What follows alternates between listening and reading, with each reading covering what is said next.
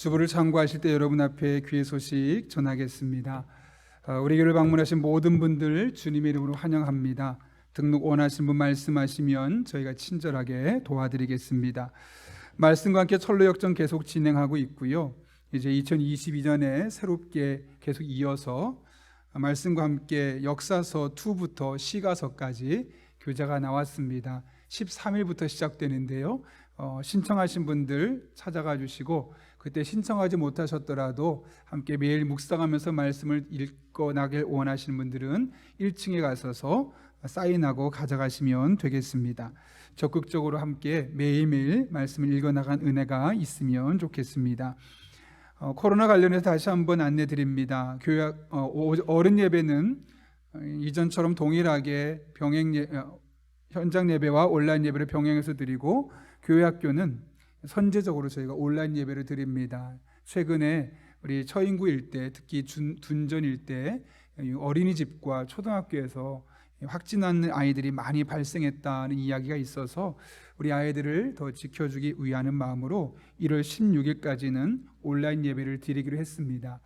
특별히 그런 가운데 우리 아이들 같은 경우 유치부에서 아동부로 올라가고 아동부에서 중고등부로 또 중고 이렇게 올라가는 예배가 바뀌어진 아이들이 오늘 처음 예배를 온라인 드리게 되는데 어색할 수 있습니다. 가정에서 잘 드릴 수 있도록 여러분 부모님들께서 잘 지도해 주시기를 부탁드립니다. 오늘 신년 감사주일 예배로 드리고 있는데요, 2022년 기도 제목을 쓰시도록 해서 지난주에 나눠드렸습니다. 혹시 지난주 못 쓰신 분들은 오늘도 받아가셔서 다음 주까지 내시면 되는데, 저희 같은 경우는 가족이 딱 5명이라서 제 기도 제목 하나, 아내 거 하나, 새 아들 하나씩 해서 오른쪽에 기도 제목을 다 적었습니다. 저도 이렇게 적어서 함께 제출하고 이것을 제가 몇 개월 동안 계속해서 여러분들 위해서 기도하려고 합니다. 적극적으로 기도 제목을 내서 저희에게 내주시기를 부탁드립니다. 다음 주 주일 오후 3시에는 소그룹 리더 헌신 예배가 있습니다. 이평강 목사님 오셔서 말씀 전하시는데요, 소그룹 리더와 권찰, 서울의 집사 이상재직들은 필히 참석해 주시기를 바랍니다. 임명이 있습니다. 협동 안수 집사님, 한성호 집사님, 협동 권사로 김선희, 이선옥, 정현옥, 정선아 권사님 있으십니다. 우리가 마스크를 쓰고 다니다 보니까 얼굴을 잘 못 알아볼 수가 있는데 화면을 보시면서 나중에 보시면 또 서로 알아주시고 또 한 교회에서 함께 교회를 잘 섬길 수 있도록 기도해 주시기를 부탁드립니다. 강영장학회에서 2022년 상반기 장학생을 추천받고 있습니다. 공부하기 어려운 아이들에게 저희가 매년 두 번에 걸쳐서 장학금을 지급하고 있는데요, 혹시라도 나도 저 장학사역에 함께하고 싶다라는 분들은 매달 매월 1만 원씩 후원하면 됩니다. 1층에 보게 되면 그 안내하는 데 있고, 정 모르시면 사무실에 가서 나도 이 귀한 사역에 동참하고 싶다라고 말씀해 주시면 저희가 함께 장학생을 선발하는데 또 아이들을 돕는데 적극적으로 사용하도록 하겠습니다. 경기도의 여전도회에서 연합회 할애가 있습니다. 또 여전도 동부지구의 총회가 있습니다. 일정을 참고해 주시고 가실 수 있는 분들은 가주시고, 나중에 또 1월부터는 우리 교회 안에 여전도 안에서 서로 교제하고 마음을 나눌 수 있으면 좋겠습니다. 다음 주에는 재직회와 당회가 있는데 안건은 예결산입니다. 광주 용인 경강선 연장 서명 안내입니다. 이것은 어떤 내용이냐면, 이미 용인시에서 경기도 광주와 우리 용인 에버랜드 쪽 길을 경전철을 연결하는 것이 계획이 다 되어 있었는데 하는 것 좀 빨리 서둘렀으면 좋겠다라는 취지의 내용입니다. 이야기를 듣고 우리 교회만이 이를 위한 것이 아니라 우리 용인 지역을 위한 일이라는 생각이 되어서 동참하게 되는데요, 이거는 여러분이 1층에 보게 되면 연명부에 서명해 주시면 됩니다. 해되는 거 없고 오히려 우리 용인 지역의 발전에 우리가 도움이 될 수 있으니 적극적으로 참여해 주시기를 부탁드립니다. 사랑의 성미되는 손길이 있습니다. 권호창 장로님, 류순덕 권사님 가정에서 권수혁 청년이, 또 서승원, 윤수용 집사님 가정에서 이윤재 안수 집사님, 정혜정 집사님 가정에서 최보윤 청년이 사랑의 성미를 드렸습니다. 전량 어렵고 힘든 이웃들을 돕는 일에 사용하도록 하겠습니다. 그런 가운데 이광덕 집사님을 통해서 덴탈 마스크가 5만 장이 기증이 되었습니다. 그래서 유림 동사무소와 또 지역에 있는 교회들을 섬길 수 있게 되었는데, 이 시간 빌어서 감사를 드리고, 권사회가 송구영신 예배 시에 떡을 준비했었는데요. 그날 오셔서 받아가신 분도 있지만 못 받아가신 분들은 오늘 가실 때 꼭 하나씩 받아가시면 됩니다. 혹시 송구영신 때 받았는데 또 받고 싶다 그러면 모른 척하고 받아가셔도 안 됩니다.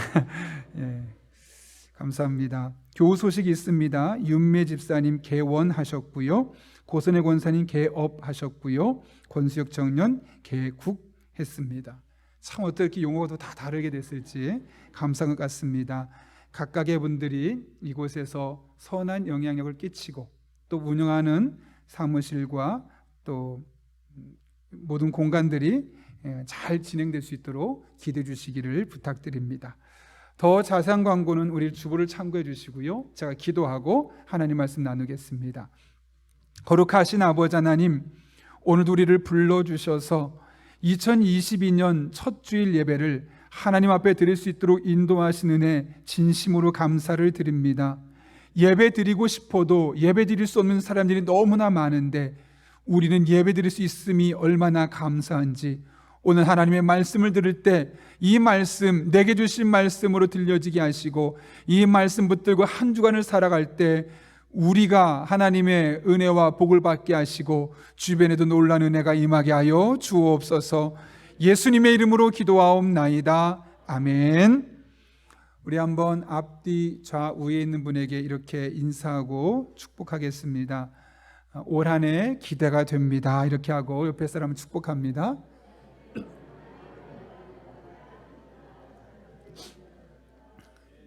네. 제가 최근에 한 목사님과 대화를 나누다 제 친구인데요, 스우파라는 프로그램을 통해 감동을 받았고 그걸 통해 또 원고까지 쓴 것을 제가 보았습니다.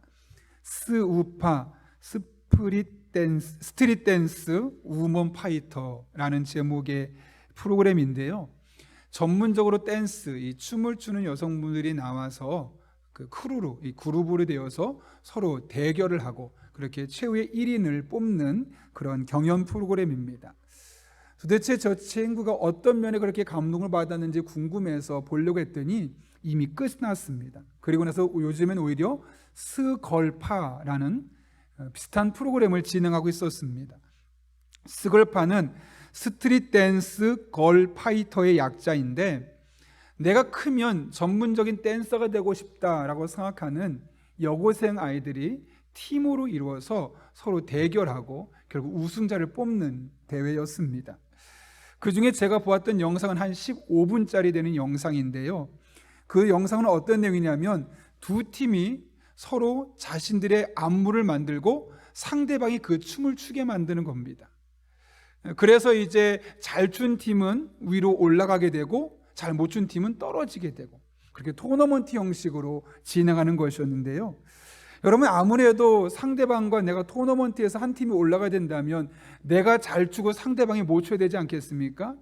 대부분 상대방이 실수할 수 있는, 상대방이 잘 못 추는 춤들을 추게 해서 그 사람들을 떨어뜨리려는 그런 전략을 가지고 대부분 그렇게 접근했다고 합니다.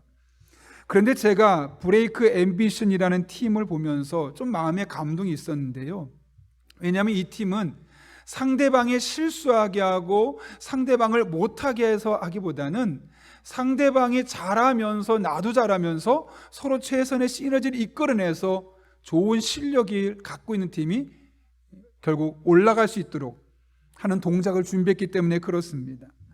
너무나 의외였기 때문에 그 프로그램을 진행하는 진행팀에서 그 학생들에게 물어봤습니다. 왜 그렇게 했느냐라고 했더니 알고 보니까 그들을 지도하고 있었던 허니 제이라는 마스터가 했던 한마디 말 때문이었습니다. 제가 개인적으로 그 장면을 보면서 한 28초 정도 나왔는데 너무너무 마음에 감동이 있었습니다. 이 시간 제가 그것을 말로 설명하기보다는 28초짜리 영상을 잠깐 보고 나서 계속해서 말씀을 이어가도록 하겠습니다. 여러분, 제 영상을 보면서 어떤 대화 부분이 여러분의 마음에 가장 와닿았습니까? 저는 예쁜 경쟁을 했으면 좋겠다. 서로 상대방 못하게 해서 실수하게 해서 떨어뜨리고 나 혼자 빛나기보다는 나도 최선을 다하고 상대방도 최선을 다할 수 있는 방법을 찾아서 서로 경쟁하고, 그래서 될 사람은 되고 아쉽지만 떨어질 사람은 떨어지게 하는 그런 예쁜 경쟁을 했으면 좋겠다. 상대방을 힘들게 해서 떨어뜨리게 하는 것은 너에게 어울리지 않아. 참 이 말이 저의 마음속에 개인적으로 마음에 많이 와닿았습니다. 허니제이, 저는 그 사람이 크리스천인지 아닌지 잘 모르겠습니다.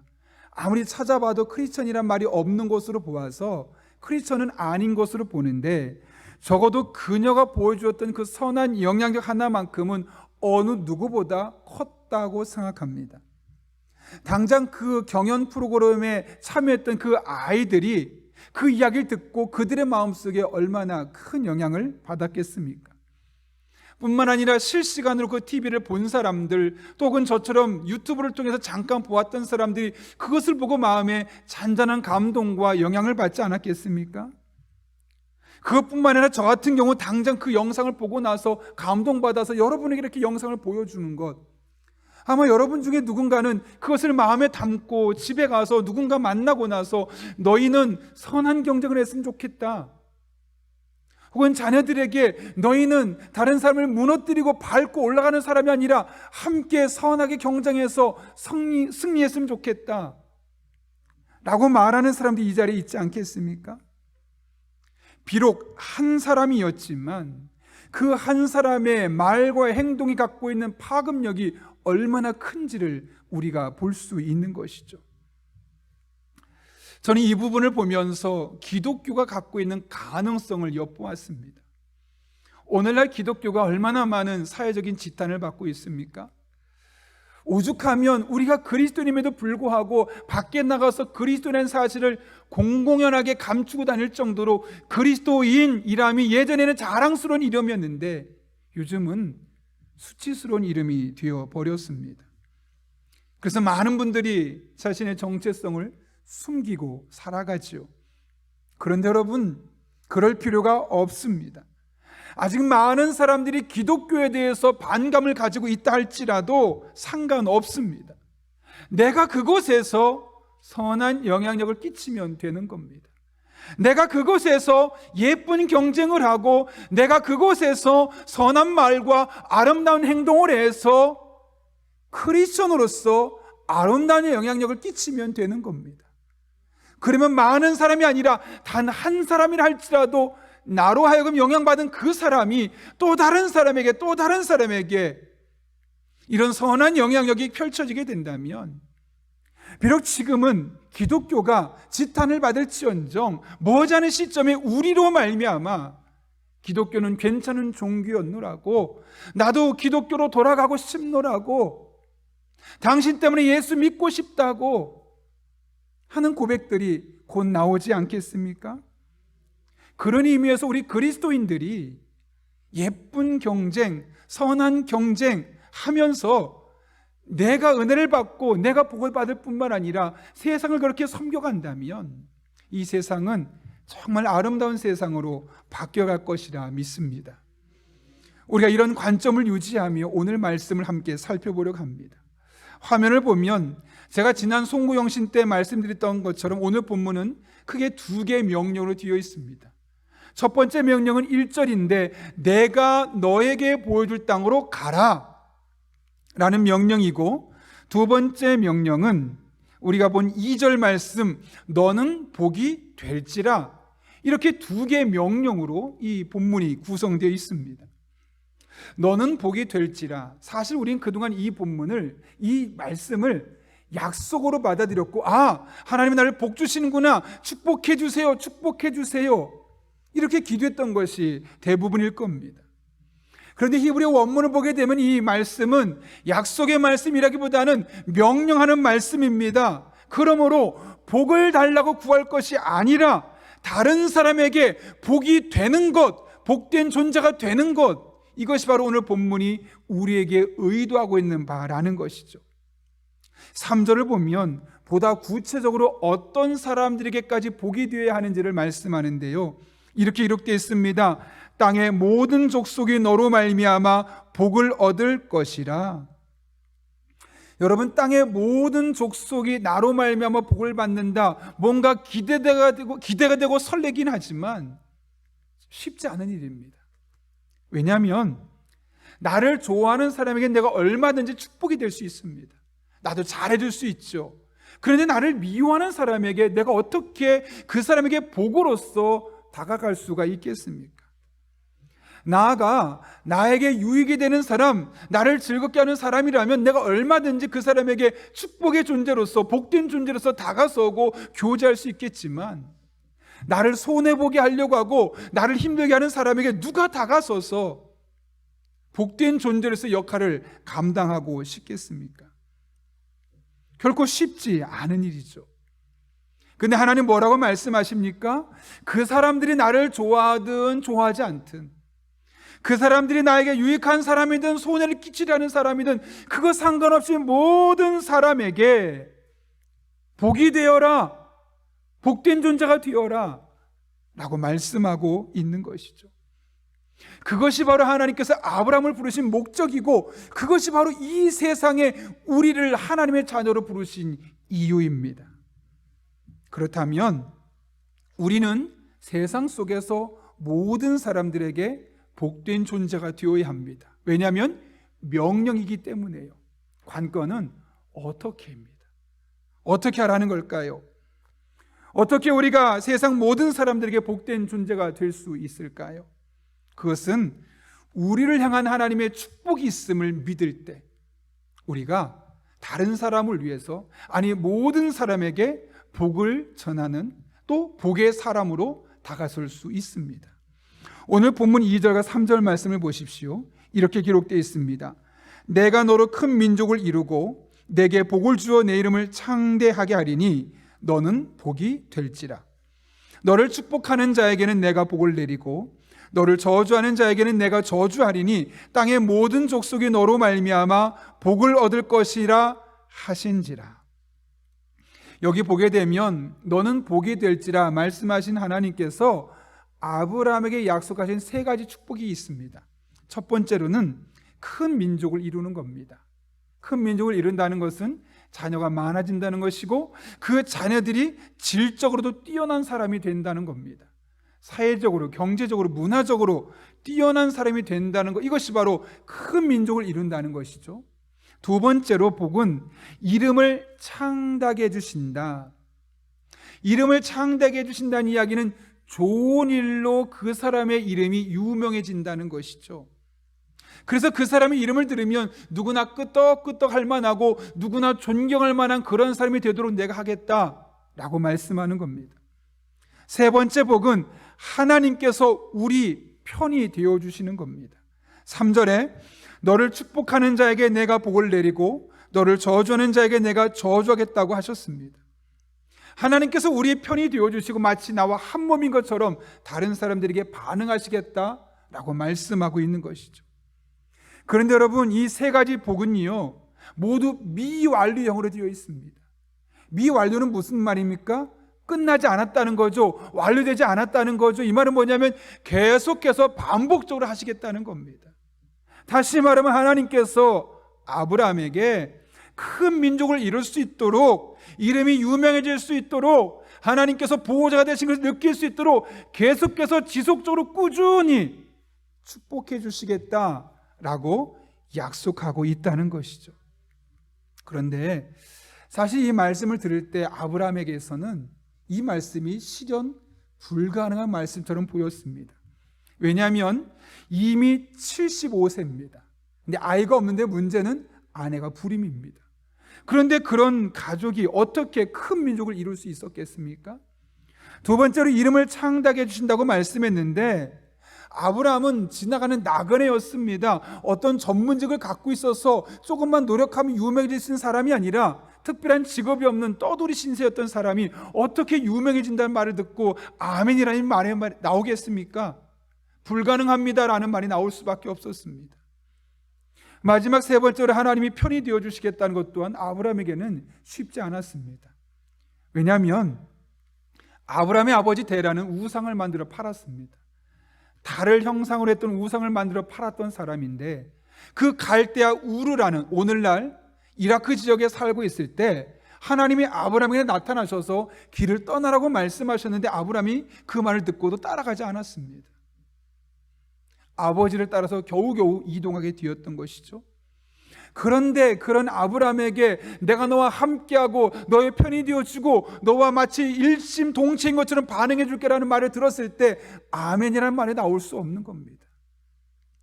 아브라함의 입장에서 이 세 가지 축복은 그림의 떡과 같았습니다.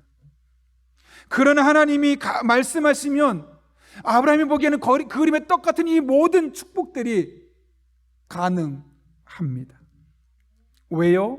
이 복을 누가 주는 것이니까요? 하나님께서 아브라함에게 주신다고 말씀하셨기 때문에요. 우리가 한 가지 잊지 말아야 합니다.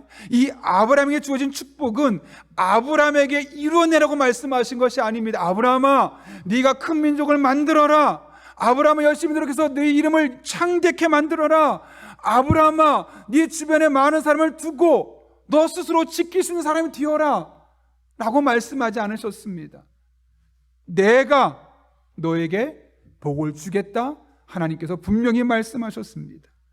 그래서 2절 말씀을 원문 그대로 번역하면 이렇게 볼 수 있는데요, 우리 한번 빨간 글씨까지 소리내서 같이 읽겠습니다. 시작.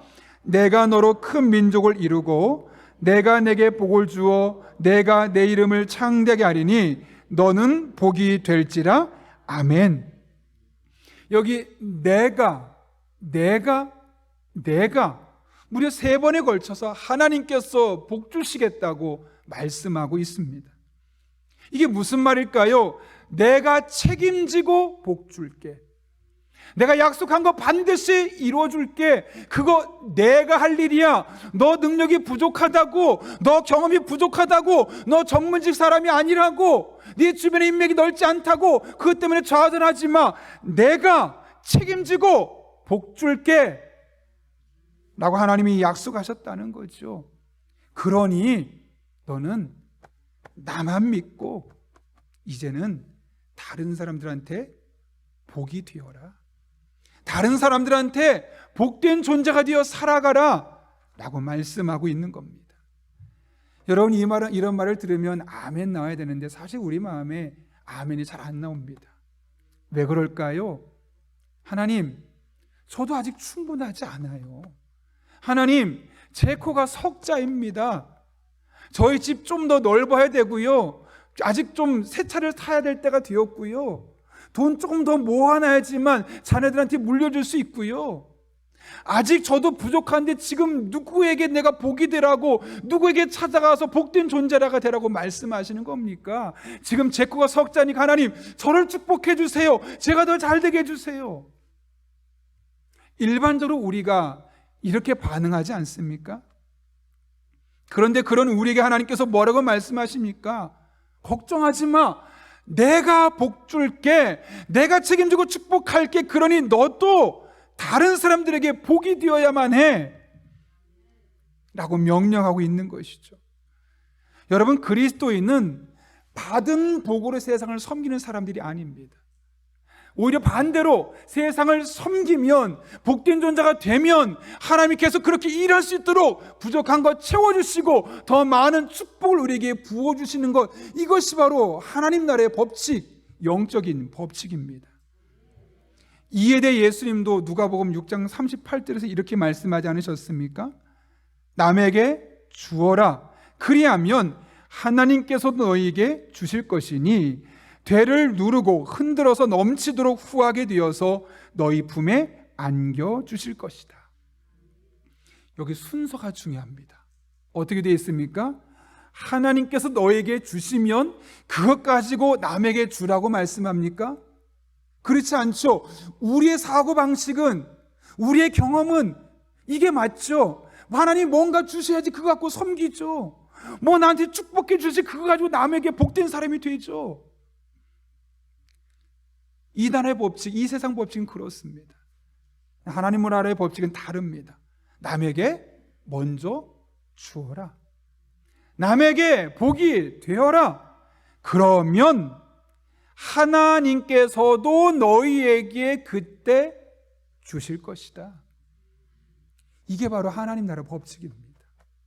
내가 얼마나 갖고 있는지, 얼마나 많은 능력이 있는지 이것 가지고 어떻게 섬길까 재는 것이 아니라 하나님께서 내게 주신 그 마음을 가지고 이웃에게 복이 되고 이웃에게 복된 존재가 되어지면 그 역할을 잘 감당할 수 있도록 부족한 것을 하나님이 채워주시겠다. 그것이 바로 오늘 아브라함에게 주신 말씀이요, 그것이 바로 이 말씀을 듣고 있는 저와 여러분에게 주시는 하나님의 메시지입니다. 어제 한 신문에서 록펠러의 이야기를 제가 읽었는데요, 33살에 백만장자가 되었고 43살에 미국에서 가장 부자가 되었고 53살에는 세계 최대의 갑부가 되었지만 행복하지 않았다고 그랬죠. 그 이유는 55살에 병원에 갔는데 몸이 이상해서 병원 갔는데 의사가 진단하길 1년을 채 살지 못할 것 같습니다. 청천벽력 같은 이야기입니다. 너무 마음이 우울합니다. 답답한 마음이 있습니다.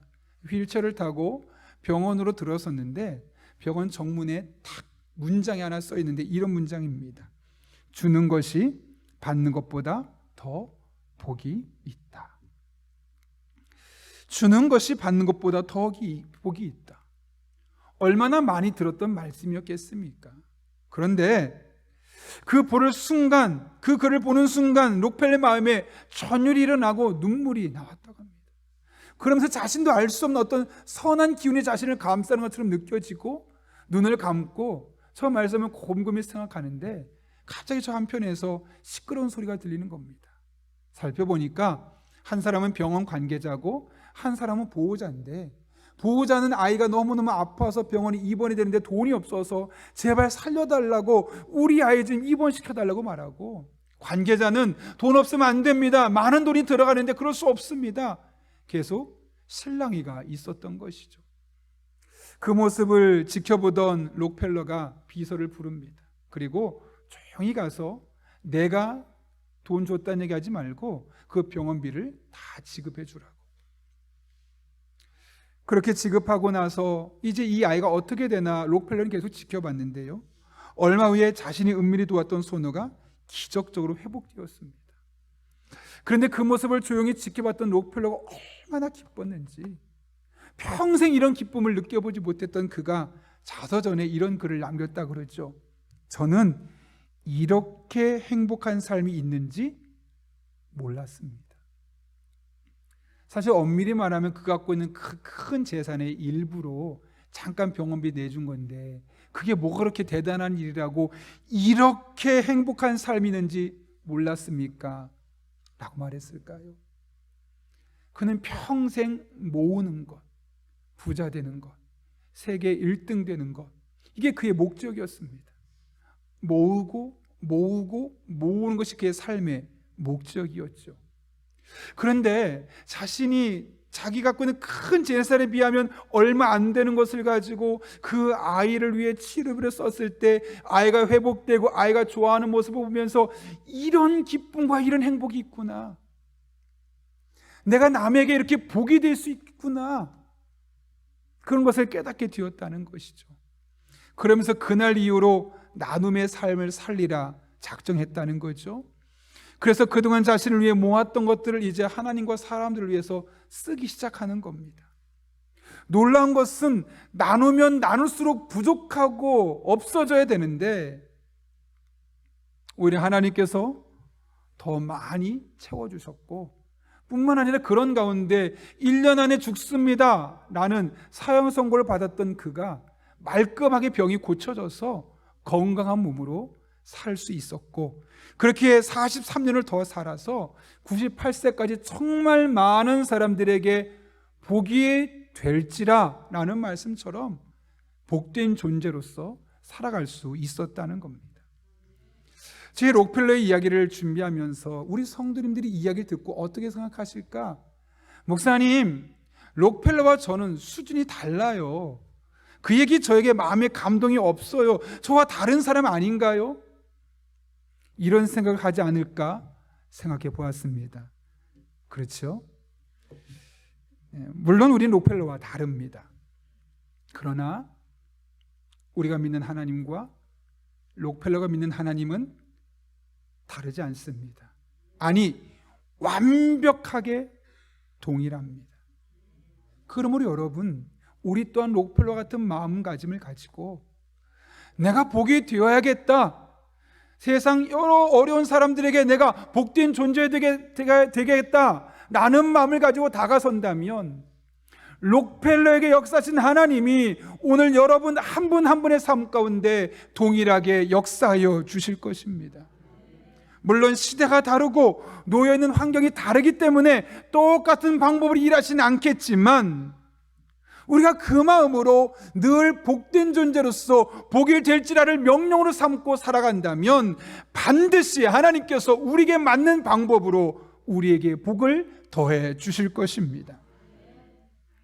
그런데 여러분, 다른 사람에게 복된 존재가 된다는 것은 비단 돈, 물질의 문제만으로 복된 존재가 되는 것만은 아닙니다. 제가 아는 한 집사님은 기술사를 양성하는 학원을 운영했는데요, 기능사가 있고 기사가 있고 그 위에 기술사가 있습니다. 기술사는 대학을 졸업한 사람들이 기사를 따고 나서 최소한 10년 이상 그 자리에서 열심히 일한 것이 증명될 때 시험 볼 수 있을 만큼 최고의 위치에 있는 시험입니다. 이 집사님이 기술사로서 본인이 서울에 어렵게 올라와서 열심히 공부해서 기술사를 따고 나서 자신에게 그런 재능이 있다는 걸 알게 되었습니다. 그분은 기술사가 2개가 있었거든요. 그러니까 내가 남들에게 이런 기술사 자격증을 따올 수 있는 학원을 만들자 해서 학원을 만들었는데, 아니나 다를까 그 학원에 오는 분들이 형편이 다 좋지만은 않습니다. 어떤 분들은 기술사가 되고 싶은데 돈이 부족하니까 학원비가 없다고, 그 집사님이 어떤 경우는 아예 감면해 주기도 하고 어떤 경우는 있는 만큼만 내라고 하기도 하고 그런 식으로 감면을 해주는 겁니다. 더군다나 그 기술사 학원이 얼마나 많겠습니까, 서울에. 대부분의 학원은 그냥 와서 시험 보고 알아서 합격하고 떨어지고 자신의 몫인데, 이 집사님 본인의 학원에 다니는 사람은 그 기술사 시험 보려고 그러면 적어도 한 달 정도 합숙을 합니다. 꼼꼼하게 시간을 들이고 마음을 들여서 가르쳐 주는 거죠. 사람들이 말합니다. 굳이 그럴 필요 뭐가 있느냐, 그렇다고 돈을 더 받는 것도 아닌데 그냥 다른 학원처럼 그냥 필요한 강의만 딱 하고 알아서 하게 해라. 근데 집사님 마음에 내가 제일 잘하는 게 이거고 내가 이것으로 저 사람들을 섬길 수 있는데 내가 이것으로라도 해야지, 그런 마음에 돈을 덜 받아도 또 한 달 동안 합숙해 가면서 그런 일들을 계속해서 하게 되었던 것이죠. 참 감사한 것은요, 그 집사님에게 배운 분들은 10명이 배웠으면 9명이 합격하는 겁니다. 엄청난 합격률입니다. 막 소문나기 시작하니까 여기저기서 모여들기 시작하고, 그래서 결국 서울에 학원을 크게 2개를 세워서 계속해서 이런 분들을 교육하는 일을 하게 되었던 것이죠. 또 한 분 집사님이 계십니다. 어느 날 그 집사님이 저에게 찾아오셔서, 목사님 저는 재정부만 10년 넘게 했습니다. 이거 어떻게 오래 하셨냐고. 보통은 봉사해도 짧으면 2년, 길어도 4년에서 6년 정도 하는데 어떻게 10년에서 15년 사이 그렇게 길게 하셨습니까? 물어봤더니 사실 자신도 처음에는 그 봉사를 하다가 그만두고 싶었다고 합니다. 그 집사님 직업이 은행원이었는데 늘 하는 게 뭡니까? 은행에서 돈 세고 입출금 계산하고, 그러다 보면 늘 스트레스 받았지 않았겠습니까? 근데 교회 와서 똑같은 일을 하는 겁니다. 헌금 계수하고 틀린 거 없나 오타 체크하고 액수는 얼마인지 신경이 곤두서 있죠. 아니, 직장에서 하던 것을 똑같이 교회 와서 하다 보니까 이게 직장인지 교회인지 이날만큼은 좀 쉬고 싶은데 쉴 수가 없는 겁니다. 그러니까 그만두고 싶었던 거예요.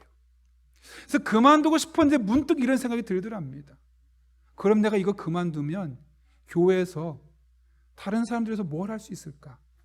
내가 찬양을 잘하는 것도 아니고 괜히 찬양대 서면 사람들 은혜 못 받을 테니까 그것도 안 되겠고, 내가 아이들을 그렇다고 막 살갑게 대하면서 교사가 되어서 가르친 일도 잘 못하겠고, 이것도 아니고 저것도 아니고, 내가 제일 잘할 수 있는 거, 그나마 내가 교회에 있어서 다른 사람들을 유익하게 만들어줄 수 있는 것은 이거네. 제일 잘하는 거.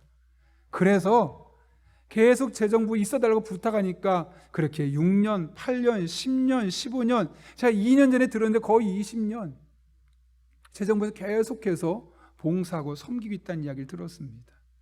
그렇게 처음에 서리 집사로 시작했던 그 봉사가 어느덧 안수 집사가 되어서 재정부 팀장이 되고, 또 그 뒤에 장로가 되어서 재정위원장이 되고, 계속해서 교회 살림을 이끌어 가고 또 꼼꼼하게 체크하는 일을 감당하게 되었던 것이죠. 뿐만 아니라 은행에서도, 신한은행에서도 꽤 높은 직급에서 선한 영향력을 끼치고 있다는 이야기를 들었습니다. 여러분, 우리가 다른 사람에게 복이 된다는 것, 다른 사람에게 축복의 존재로 쓰임받는다는 것은 비단 돈만이 아니라 내가 할 수 있는 일들이 정말 많습니다. 생각해 보십시오. 여러분이 교회 안에서 또 교회 밖에 수많은 사람과의 만남과 공동체 속에서 여러분만 할 수 있는, 복이 될 수 있는, 축복된 존재가 될 수 있는 일들이 얼마나 많습니까? 그 일을 찾아보는 겁니다. 그리고 그 일을 감당하는 겁니다. 그럼 어떤 일이 생깁니까? 그 일을 계속할 수 있도록, 그 일을 더 잘할 수 있도록 하나님께서 계속해서 여러분에게 축복해 주신다는 겁니다. 여러분, 하나님 나라의 법칙을 잊지 마십시오. 하나님 나라의 법칙은 받은 것으로 쓰는 것이 아니라 우리가 섬기고 세상에 복이 되려고 일하면 그 일을 계속할 수 있도록 하나님이 부족하가 채워주시고 더 많은 것으로 갚아주신 은혜가 우리 가운데 있게 되는 것입니다. 그러므로 이 법칙을 아는 우리는 다른 사람들에게 복된 존재로 살아가야 합니다. 나에게 좋게 잘해주는 사람뿐만 아니라 내 마음을 불편하게 만드는 사람에게조차도 우리는 복된 존재로 살아가야 합니다. 그러면 하나님께서 반드시 그 일을 잘 감당할 수 있도록 여러분에게 필요한 것, 여러분에게 부족한 것 축복해 주셔서 즐겁게 그 일을 감당하게 하실 것입니다. 바라긴 2022년 저도 여러분도 이런 하나님의 은혜, 아브라함이 만난 하나님 함께 만나는 그런 복된 한 해가 될 수 있기를 예수님의 이름으로 축원합니다. 함께 기도하겠습니다. 이 시간 기도할 때 한 1분 정도지만 정말 간절한 마음으로 하나님 앞에 기도하면 좋겠습니다. 하나님, 제가 복이 될지라 라는 말씀처럼 복이 되는 사람 되게 하여 주옵소서. 저에게 잘해주는 사람뿐만 아니라 저를 미워하는 사람에게도, 저에게 유익이 되는 사람뿐만 아니라 저에게 손해를 끼치는 사람에게도 내가 복이 되게 해주시고 복된 존재가 되게 하여 주옵소서. 그런데 그 일을 하다 부족한 것이 있다면 채워주시고, 연약한 것이 있다면 강하게 해주시고, 마음껏 축복해 주셔서 즐겁게 그 일을 감당하게 하여 주옵소서. 하나님의 은혜를 구하며 우리 한 1분 정도 간절한 마음을 함께 기도하겠습니다. 거룩하신 아버지 하나님, 2022년 첫 주일을 우리를 주님 전에 불러주셔서 하나님의 말씀을 붙들고 한 주를 시작하고 1년을 시작할 수 있게 하신 은혜 진심으로 감사를 드립니다. 주세요라고 구하기 전에 하나님께서 내가 할 수 있는 것들을 찾게 해주시고 그것을 가지고 이웃에게 복이 되고 복된 존재가 되고 섬김의 삶을 살아갈 때 하나님, 우리에게 부족한 것 채워주시옵소서. 연약한 우리를 강건하게 하여 주옵소서. 그래 마음껏 하나님의 일을 감당하게 도와주시고, 그렇게 우리가 예수 그리스도 안에서 행복한 사람 되게 도와주시고, 우리로 말미암아 이 세상이 행복해질 수 있도록 주님 은혜를 더하여 주옵소서. 그렇게 행복한 사람, 행복한 세상을 만들어가는 우리 영락교회가 되길 원합니다. 우리의 가정부터 그렇게 만들어갈 수 있도록 도와주시고, 우리의 직장을 그렇게 만들어갈 수 있도록 도와주시고, 우리의 교회를, 우리가 살고 있는 용인 지역을 그렇게 만들어갈 수 있도록 하나님 아버지, 너는 복이 될지라 이것을 내게 주신 사명으로 붙들고 올 한 해 믿음으로 살아가게 하여 주옵소서. 거룩하신 아버지 하나님, 오늘도 귀한 말씀을 통하여 이 한 주를, 아니 이 한 해를 어떻게 살아가야 할지를 깨닫게 하신 은혜 진심으로 감사를 드립니다. 하나님 안에서 우리가 먼저 행복한 사람이 되기를 원합니다. 그러나 그에 머물지 않게 하시고 밖으로 나아가 복이 될지라라는 말씀을 내게 주신 말씀으로 받고 유익한 사람에게나 손해를 주는 사람에게나 모든 사람에게 복이 되게 하여 주옵소서. 그렇게 우리 성도 한 분 한 분 살아갈 때 부족한 것 채워주시고 연약한 것 강건하게 도와주시고 그렇게 아브라함이 만났던 축복이 우리 성도들의 삶 가운데도 동일하게 경험되는 2022년 되게 하여 주옵소서. 예수님의 이름으로 기도하옵나이다. 아멘.